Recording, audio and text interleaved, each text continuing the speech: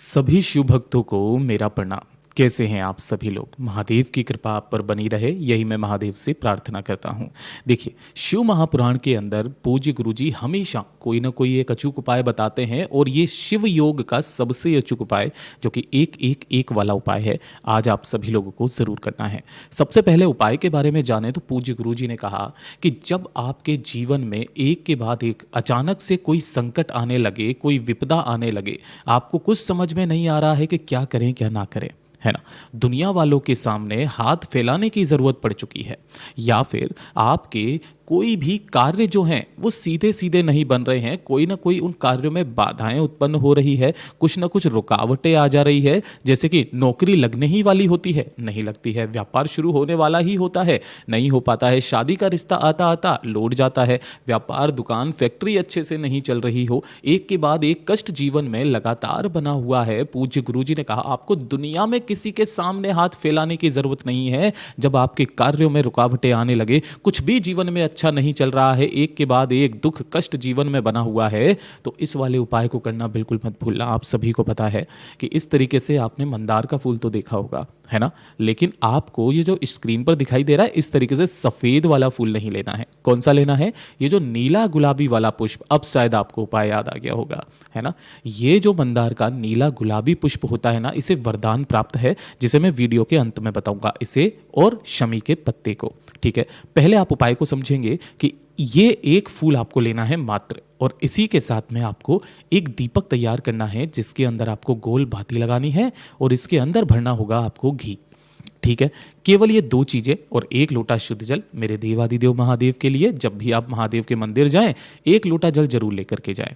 इन्हें लेकर के आपके घर के आसपास जो भी भोलेनाथ का मंदिर हो, विशेष रूप से ध्यान से सुनिएगा, यहां जैसे ही आप पहुंचोगे तो भोलेनाथ के मंदिर में जब भी आप जाएंगे तो हमेशा शिवलिंग के पीछे की तरफ खड़े हुआ कीजिए, जिससे आपका मुख किधर हो जाता है? उत्तर दिशा की तरफ में हो जाता है। सबसे पहले आपको करना क्या है? जो एक लोटा शुद्ध जल लिया है, उस एक लोटे शुद्ध जल को दोनों हाथों में लेकर के श्री शिवाय नमस्तुभ्यम, ओम नमः शिवाय, पंचाक्षरी मंत्र, षडाक्षरी मंत्र, जो मंत्र आपको आता है उस मंत्र का स्मरण करते हुए पहले जल से शिव का अभिषेक करेंगे। इसे जलाभिषेक भी कहा जाता है।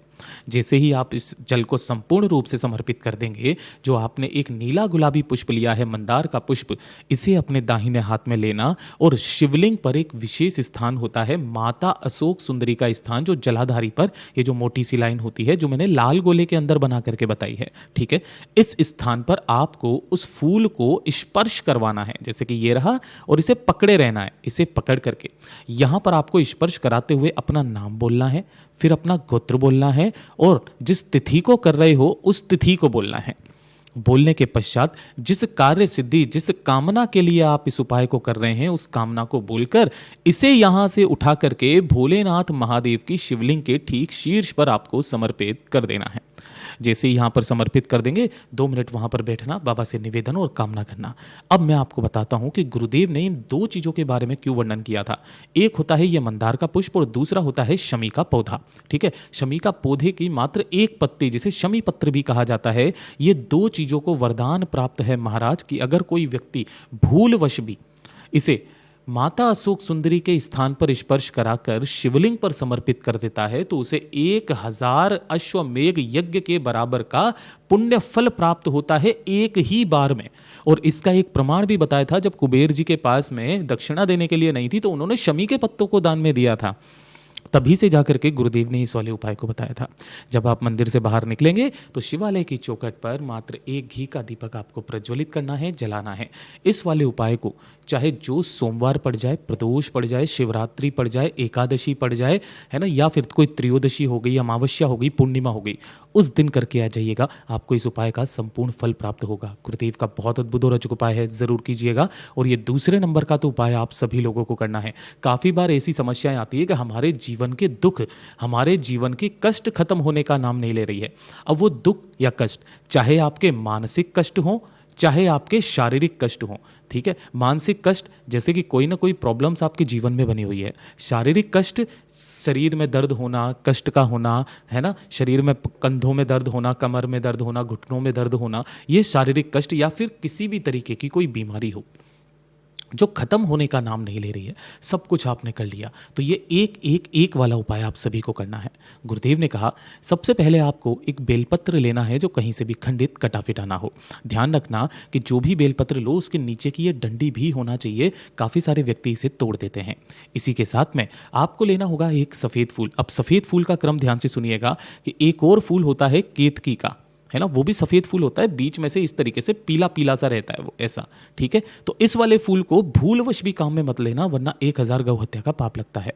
इसके अलावा जो सफ़ेद फूल मिल जाए वो वाला सफ़ेद फूल ले लेना। और साथ ही साथ एक लेना है आपको चावल का दाना, जिसे कहा जाता है अक्षत, है ना। ये पूर्ण चावल का दाना होना चाहिए, खंडित नहीं होना चाहिए। इस चीज़ का विशेष करके ध्यान रखना, ठीक है ना। महादेव को कोई भी चीज़ खंडित नहीं चढ़ाई जाती है। साथ ही साथ एक लोटा शुद्ध जल अपने घर का तांबे के कलश में। और इस वाले उपाय को चाहो तो आप अपने घर के शिवलिंग पर कर लो, या फिर आपके घर में या आस पास कहीं पर भी महादेव का शिवलिंग हो तो वहाँ पर आप पहुँच जाओ। यहाँ पर पहुँचने के पश्चात शिवलिंग के पीछे की तरफ आपको आसन लगा करके बैठ जाना है हमेशा की तरह, जिससे आपका मुख उत्तर दिशा की तरफ में हो जाएगा। सबसे पहले आपको जो पूजा पाठ अर्चना करनी है वो करना। सम्मुख में अपने कलश को रखना। कलश को रख देने के पश्चात सबसे पहले जो एक चावल का दाना लिया है, अपना नाम और गोत्र बोल करके इस कलश के अंदर डाल देना। उसके पश्चात जिस तिथि को कर रहे हो उस तिथि को बोल करके आपको एक फूल यहाँ पर डाल देना है। और जो एक बेलपत्र है, अपने जीवन के सभी दुख कष्टों को खत्म करने की कामना करते हुए एक बेलपत्र भी इसी के अंदर डालना है। लेकिन किनके नाम से? वो नाम ध्यान रखना, अवधूतेश्वर महादेव के नाम से डाल दोगे। जब ये संपूर्ण चीज़ें आप इस कलश के अंदर डाल देंगे, अपने दोनों हाथों में इस कलश को पकड़ना। और पकड़ने के पश्चात अब यहाँ पर जल चढ़ाने का क्रम बदल जाता है महाराज। पहले आप संपूर्ण जल कहाँ पर समर्पित करते थे? भोलेनाथ की शिवलिंग पर। लेकिन जैसे ही आप यहाँ पर जल समर्पित करोगे, जल की धार को शिवलिंग पर लगाएंगे और इसी कलश को आगे बढ़ाते हुए, इस तरीके से आगे बढ़ाते हुए कहाँ तक लेकर के आना है? माता अशोक सुंदरी के स्थान तक आपको ये जल की धार इसी तरीके से कंटिन्यू आगे की तरफ बढ़ाते हुए समर्पित कर देना है।